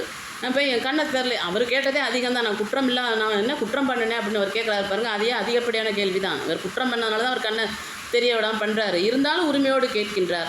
அன்றில் முட்டாது அடையும் சோலை ஆரூர் அகத்திலே கன்று முட்டி கறந்த காளி அலை போல என்றும் முட்டா பாடும் அடியார் தம் கண் காணாது குன்றில் முட்டி குழியில் விழுந்தால் வாழ்ந்து போதீரே என்று கேட்கிறார். அன்றில் என்று ஒரு பறவை இருக்கிறதுன்னு சொல்லுவாங்க. அது எவ்வளவு உண்மை பொய்ன்றது நிறைய ஆராய்ச்சியில் தான் தெரியும். அன்றில் பறவை வந்து சாம்பலிலிருந்தே மீண்டும் உயிர் பெற்று வரும் அப்படின்னு சொல்லுவாங்க. அது வேறொரு கருத்தும் இருக்குது. இருந்தாலும் நான் அறிந்த வகையில் எல்லோரும் அதிகப்படியாக தெரிந்த அன்றில் பறவை சாம்பலிலிருந்தே உயிராக எழுந்து வரும், அதற்கு உயிரோட்டம் இருக்கும் சாம்பலான பிறகும் அப்படின்னு சொல்லுவாங்க. அந்த வகையில் அன்றில் பறவை முட்டாது அடையும் சோலை என்ன திருவாரூர். எல்லா பறவைகளும் தங்கு தடையின்றி போய் அமைதியாக போய் அடைகின்ற இடம் எந்த சோலைனா திருவாரூர் என்ற திருத்தலம் இருக்கின்ற அந்த சோலையிலே, அந்த மரங்கள் அடர்ந்திருக்கின்ற அந்த சோலையிலே அடைகின்ற ஆரூரிலே அகத்திலே இருக்கின்ற நீ, அந்த ஆரூரிலே அகத்திலே இருக்கின்ற நீ கன்று முட்டி கறந்த காளி அலை போல. கன்று முட்டினா கன்றுக்குட்டி வந்து பால் குடிக்க போகிறது அப்படிங்கிறப்ப தாய்ப்பசு தயாராகிடும், பால் சுரக்க ஆரம்பிக்கும் அதிகமாக. அதனால தான் நமக்கு பால் கறக்கிறதுக்கு முன்னாடி கன்றுக்குட்டியாக ஊற்று விடுவோம், அப்போ தான் நிறைய பால் கிடைக்கும் அப்படின்னு நம்ம பார்த்துருக்கோம் இல்லையா வீடுகளில். இப்போ அதெல்லாம் பார்க்க வாய்ப்பு கிடையாது. பேக்கெட்லேயே பசு வந்துடுறதுனால அதெல்லாம் கிடையாது. அது பேக்கெட் பாலும் பசும்பால் கிடையாது. இது பசும்பால் என்று அதுக்கு ஒரு அட்வர்டைஸ் வேறு வந்துகிட்டு இருக்குது, இது வாங்கினா பசும்பால் கிடைக்கும் அப்படின்னு. அதனால் அதெல்லாம் நமக்கு கிடைக்கிறது கிடையாது. இருந்தாலும் கூட ஆரம்பத்துலேருந்து நமக்கு என்னென்னா தோற்றுவாய் என்று சொல்வது போல் பால் என்றாலே பசும்பால் என்பதை நாம் குடிப்பதற்கு உகந்ததாக வைத்திருக்கின்றோம். அப்படி இருக்கின்ற பாலை தருகின்ற கன்று போய் பசுவினை முட்டுகிற பொழுது எப்படி பால் அதிகம் கறக்கின்றதோ அதுபோல் முட்டாக பாடும் அடியார்தம் கண் காணாது. நான் வந்து உன்னை ஓடி வந்து தாய்ப்பசுவை கண்ட கன்று போல் ஓடி வந்து உன்னை காணுகிற கதற வந்த போது என்னுடைய கண்ணை இப்படி ஆக்கிட்டியே, நான் இப்படி பாடுவேன் அப்படின்னு புலம்புறாரு. குன்றில் முட்டி குழியில் விழுந்தால் வாழ்ந்து போதிரோ. பெரிய குன்று, ஒரு மலை குன்று மேலே முட்டி கீழே உருண்டு வந்து விழுந்து கிடக்கிற மாதிரி கிடக்கிறேன் நான், என்னை காணாமல் இருக்கின்றாயே. தடுமாறி விழுந்தேன்னா தாங்கி பிடிக்கணும் இல்லையாங்க. அதாங்க நட்பு உறவும். நட்புக்கு உறவுக்கு அப்பாற்பட்டவர் இறைவன். இரக்கத்திலும் சரி, தண்டிக்கிறதும் சரி, எல்லாத்துலேயுமே. அதனால் என்னென்னா, என்னை காணாமல் விட்டு விடுகிறாயே. துருத்தி உறைவீர் பழனம் சோற்று துறை ஆழ்வீர் இருக்கை திரு ஆரூரே. துருத்தி உறைவனா பூந்துருத்தி, திருப்பூந்துருத்தியில் இருக்கிறதுல இறைவன். அதை குறிப்பிட்டு திருப்பழனம் சோற்றுத்துறை இந்த இடத்துல எல்லாம் இருக்கிற இறைவன் ஆட்சி செய்கிறார். அப்படி இருக்கின்ற நீ இருந்து ஆட்சி செய்கிற இடம் திருவாரூர். அந்த திருத்தலத்திலாம் இருக்கின்ற நீ தானே. எப்படி மாணிக்கவாசரோ இல்லை மற்றைய அடியார்களோ ஒரு திருத்தலத்திலிருந்து இன்னொரு திருத்தலத்தில் இருக்கின்ற இறைவனுடைய பெயரை குறிப்பிட்டு பாடுவாங்க பாருங்கள். திருவாரூரில் இருக்கின்ற ஈசன்னு உத்தரகோசமங்கையில் பாடியிருப்பார் இல்லையா, எடுத்துக்காட்டாக. அதுபோல் அவங்களுக்கு வந்து என்னென்னா, இங்கேருந்து இங்கே நடக்கிறது அங்கே இப்போ நாமளே பாருங்களேன், திருவாரூரில் இருக்கின்ற தியாகேசர் இங்கே இருக்கிறாரு, தேவாசிரிய மண்டபம் இங்கே இருக்குது அப்படின்னு நம்ம ஒரு நிகழ்ச்சியை பற்றி பேசுகிற போது அந்த நிகழ்வு நமக்கு நடந்ததாக நம்ம நினைவு கொள்ளுவோம் இல்லையா. எனக்கு கூட இப்படி தான் நடந்தது அப்படின்னு. அது மாதிரி இந்தந்த இடத்துலலாம் இருந்து ஆட்சி செய்கின்ற இறைவா, நீயே வந்து இங்கே ஆரூரில் அமர்ந்திருக்கின்றாய். உறைவீர் மனமே வேண்டா அருந்தி உடைய அடியார் தங்கள் அல்லல் கொள்ளக்கால் வருந்தி வைத்து மறுமை பணிந்தால் வாழ்ந்து போதீரோ. இம்மைக்கும் மறுமைக்கும் ஏற்றவன் இல்லையா. இந்த இகம்பர வாழ்க்கும் இகம்பரம் என்று சொல்லக்கூடிய இந்த உலக வாழ்க்கைக்கும் உலக வாழ்க்கையை விடுத்து நாம் இறைவனுடன் சேர்வதற்கும் எல்லாமே இறைவனுடைய கையில் தான் இருக்குது. இம்மை தீர்த்தார் கோவில்னு ஒன்று வந்து மீனாட்சி அம்மன் கோவில் பக்கத்தில் இருக்குன்னு சொல்லுவாங்க. இம்மையிலும் மறுமை அருள்வார், ஏதோ ஒரு பேர் அதில் வரும். அந்த மாதிரி இந்த வாழ்க்கைக்கும் இறைவனுடைய அருள் வேணும். நம்ம செத்துட்டா நமக்கு எல்லாம் ஒன்றும் இல்லைப்பா அப்படின்றதெல்லாம் இல்லை. அடுத்த பிறவி எப்படி வரணுங்கிறது அவர் தான் நிர்ணயிப்பார் இல்லையா. அதனால் இந்த மாதிரி வருந்தி மறுமைக்கும் பணிந்தால் வாழ்ந்து போதீரு. என்னுடைய இந்த வாழ்க்கை இல்லாமல் இதை தொடர்ந்து வருகின்ற எல்லாவற்றிற்கும் நீ வர வேணுமே. நீ பேசாமல் இருக்கிறியே. வாழா இருத்தல் என்று சொன்னால் பேசாமல் இருக்கிறது, அமைதியாக இருக்கும், மௌனமாக இருக்கிறது. அதான் ஓனகாந்தன் தலியுலரையும் கேட்பார் இல்லையா. நெய்யும் பாலும் தயிரும் கொண்டு நித்தை பூசணம் செய்துட்டாங்களே, பேசாமல் இருக்கிறியே அப்படிம்பார் சுந்தரர். அதே போல் திருமுருகப்பூண்டியில் அவருடைய பொருளெல்லாம் காணாமல் போகல, எதுக்கு இங்கே இருந்தீர்னு கேட்பார். எதுக்கு இருந்து எல்லாமே சுந்தரருடைய திருச்சரித்தை நீங்கள் பார்த்தீங்க அப்படின்னா எல்லாமே இறைவனோடு இயைந்து கேள்வியிலேயே அவர் வாழ்க்கை பூரா ஓட்டியிருப்பார் சார். ஐயா அதான் தம்பிரான் தோழமை. அவர் வந்து சக மார்க்கம் இல்லையா, அதனால் சக மார்க்கம் என்பதனால் அவர் வந்து உரிமையோடு கேட்பார். உரிமையோட யார்கிட்ட கேட்கலாம் அப்படின்னா, சில விடயங்கள்லாம் பார்த்தீங்கன்னா உறவோட நட்புகிட்ட தான் நம்ம அதிகம் கேட்போம், அதிகம் பகிர்ந்து கொள்வோம். உறவுகள்கிட்ட சொல்ல முடியாதவற்றெல்லாம் யார்கிட்ட பகிர்ந்து கொள்வோம், நட்புகிட்ட தான் பகிர்வோம். இவர் நட்பு, இறைவனே இவருக்கு நட்பாக இருக்கிற போது அவர் உரிமையோடு கேட்கிறார், எதுக்காக என்னை வந்து இப்படி வச்சிருக்கிற அப்படின்னு. ஆனது உமக்கு ஆட்பட்டோருக்கு மன்னிக்கணும் செந்தென் பழமை திகழும் சோலை இதுவோ திருவாரூர் எந்த நடிக்கேன் ஆனது உமக்கு ஆட்பட்டோருக்கு சந்தம் பலவும் பாடும் அடியார் தன்கண் காணாது வந்து எம்பெருமான் முறையோ என்றால் வாழ்ந்து போதீரோ. எல்லா இடத்திலும் இருக்கின்ற செம்பவளம் திகழும் சோலை என்று சொன்னால் தென் பவளம் திகழும் சோலை என்றால் அழகான மலர்கள், வண்ண வண்ணமான மலர்கள் மலரக்கூடிய திருவாரூரில் இருந்து ஆட்சி செய்கின்ற இறைவா, எந்தன் அடிக்கேல் ஆனது உமக்கு ஆட்பட்டோருக்கு, உனக்குன்னு அடிமையாக வந்தவங்களுக்கும் நீ எதுவுமே சொல்லாமல் இருக்கின்ற, நான் சந்தம் வைத்து பாடுகிற யாவும் வீணாகி விடுமோ. அடியார் தன் கனவு கண் காணாது வந்து எம்பெருமான் முறையோ என்று கேட்டால், கண் காணாமல் கண் தெரியாமல் வந்து கூட நீ செய்கிறது முறையா அப்படின்னு கேட்குறப்ப கூட நீ மௌனமாக இருக்கிறியே அப்படின்றது தான் அவர் இங்கே பதிவு பண்ணியிருக்கிறாரு. நினைந்தால் அன்ன செங்கால் நாரை சேரும் திரு ஆரூர் புணர்ந்தார் கொன்றைமலை புரிப்புண் சடையிலே தானத்தால் அன்றி தான் மெலிந்து தன்கண் காணாது மனத்தால் வாடி அடியார் இருந்தால் வாழ்ந்து போதீரே. நினைத்தால் அன்ன செங்கால் நாரைன்றப்போ இந்த அன்றில் பறவை இனமெல்லாம் வந்து கூடு அடைகிறது போல் இந்த நாரையும் வந்து என்ன செய்யணும்னா செங்கால் நாரைன்னு ஒன்று இருக்குது. சிறப்பு நாரைகளில் சிறப்பு செங்கால் நாரை. சின்ன வயதில் கூட பாட்டு பாடிப்போம், செங்கால் நாரைன்னு ஒரு பதிகம் கூட இது. திருநாரையூர் நாரைக்கு வந்து இறைவன் வந்து முக்தி கொடுக்காத உயிரே கிடையாது.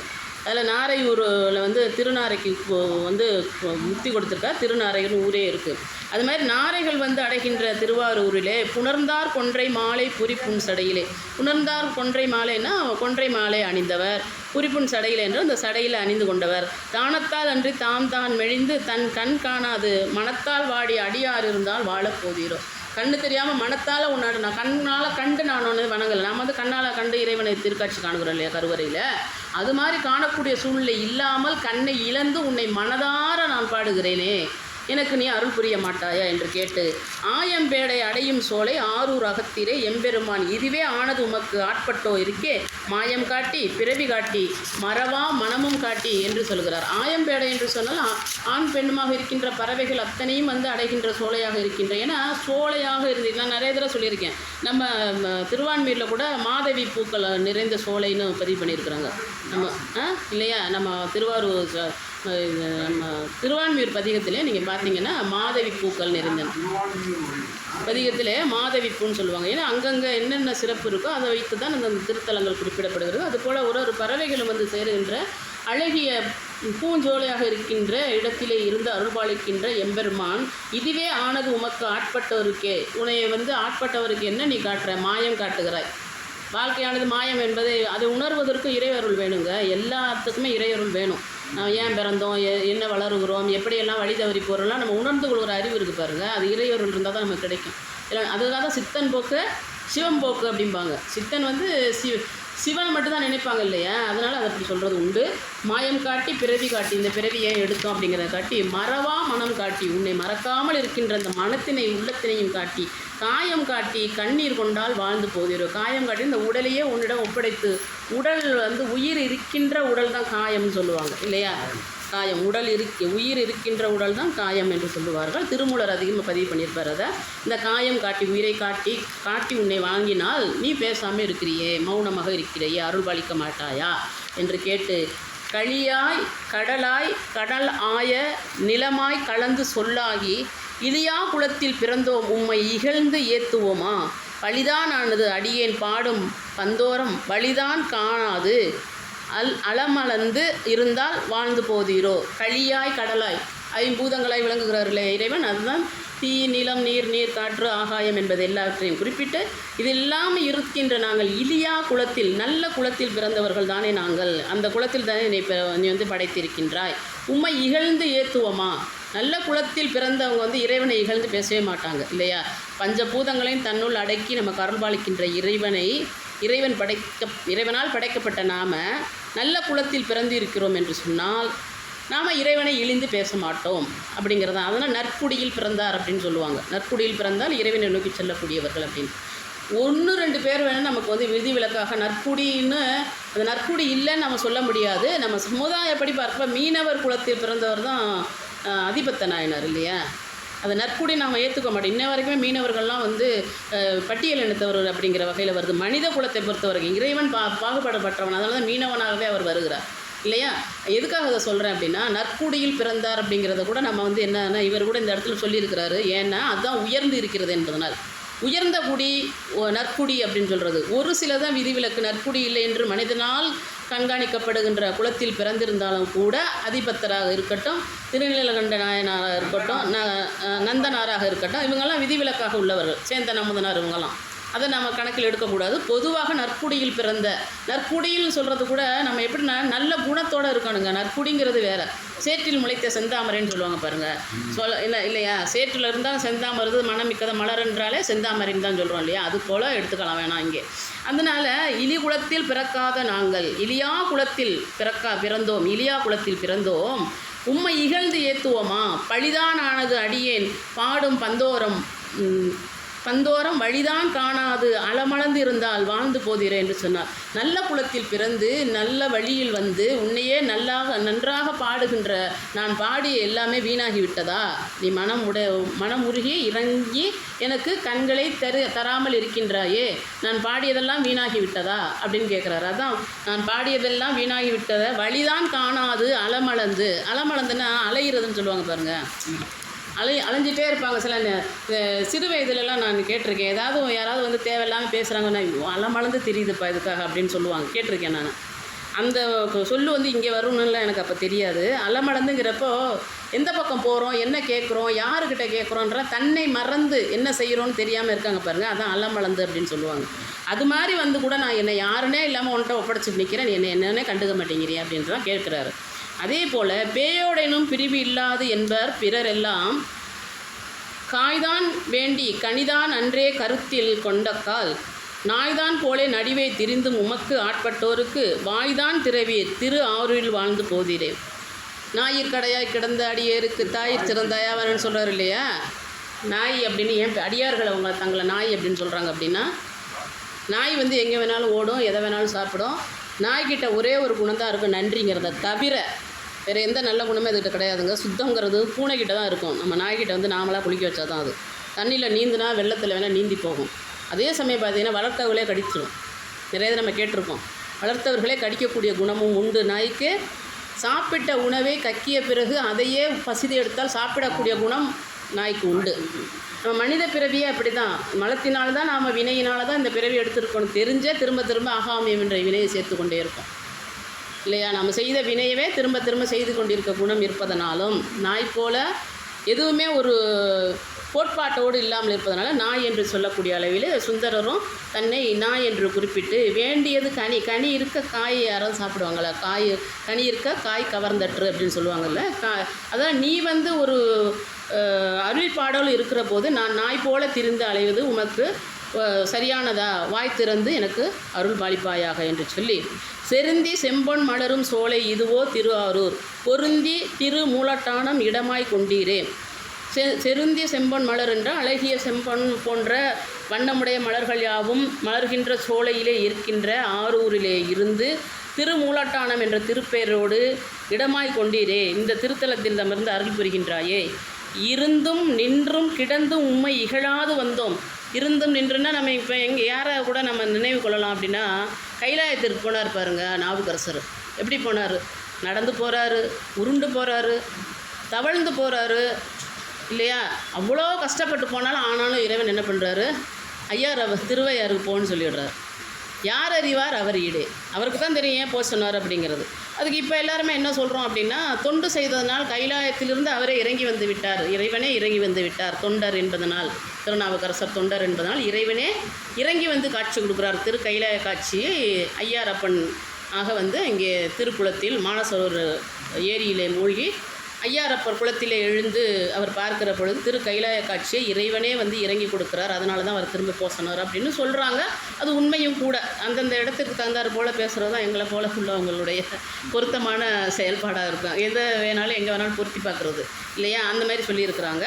அதே போல் என்னென்னா, இருந்தும் நின்றும் கிடந்தும் உம்மை இகழாது வந்தோம், வருந்தி வந்தும் உமக்கு ஒன்று உரைத்தால் வாழ்ந்து போகிறோ. வருந்தி இவ்வளவு வேதனையோடு வந்து நான் உன்னை கேட்குறேனே, நீ பேசாமல் இருக்கிறியப்பா அப்படின்னு சொல்கிறார். இதில் என்ன சிறப்பு அப்படின்னா, இன்றைய தினம் இந்த பதிகத்துடைய 10 பாடல்களை இறைவனுடைய அருளை, இறைவனுடைய கருணையை, இறைவனுடைய மாட்சிமை எல்லாவற்றையுமே உயர்த்தி சொல்லி எனக்கு கண் தர வேண்டும் என்று சுந்தரர் கேட்டிருக்கிறார் என்பது மிகச்சிறப்பான ஒரு பதிகமாக நாம் இன்றைய தினம் பார்த்திருக்கோம். என்ற ஆணி மாதத்தில் முழுவதுமே சுந்தரருக்குரியதாக நாம் எடுத்துக்கொள்கிறோம். இங்கே இந்த தினத்தில், இந்த மாதத்தில் தான் அவர் வந்து கைலாயம் செல்லக்கூடிய அந்த திருக்காட்சி திருவிழாவானது நடக்கிறது என்பதோடு என்ன நான் இறுதியாக இந்த நிகழ்விலே இறுதியாக நான் வந்து பதிவு செய்ய விரும்புகிறேன் அப்படின்னா, சுந்தரர் அப்படின்னு சொல்கிறோம் இல்லையா, அந்த பெயர் எதனால் வந்ததுன்னா, நம்ம நிகழ்ச்சியில் ஆரம்பத்தில் பார்த்தோம். இறைவனுடைய பிம்பத்தை பார்த்துவிட்டு இறைவனே வந்து கைலாயத்திலே சுந்தரா வா என்று சொன்னதனால தான் சுந்தரருடைய அதாவது மறு உருவமாக இறைவனே வந்தார் என்று சொல்லப்படுகிறது.